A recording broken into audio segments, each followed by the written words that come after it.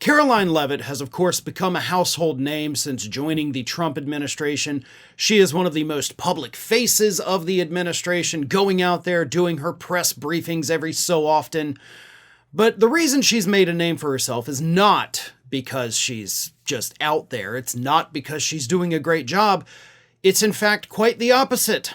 Karoline Leavitt has now not just become famous, but infamous for lying on behalf of the Trump administration.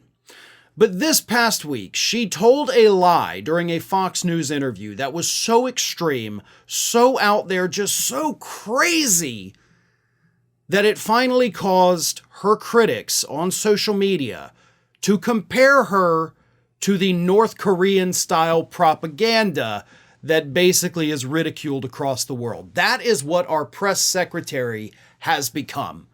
Somebody who goes out there, lies in front of the camera, and says that Dear Leader is the greatest human being that ever lived. Nobody on the planet could ever do what Dear Leader has done.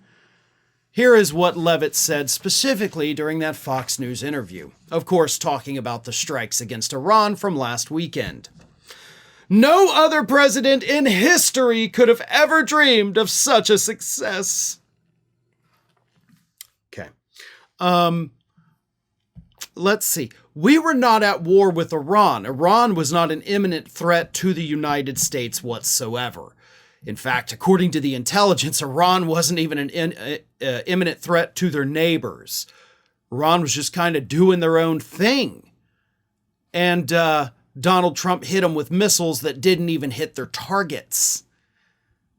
Meanwhile, we have had presidents preside over the Civil War, World War I, World War II, Korea, Vietnam, Iraq 2.0, Afghanistan. We've had strikes in other parts of the country that have been successful. We've done some horrible things, don't get me wrong. But we have actually had presidents that have overseen the Cold War, massive military victories.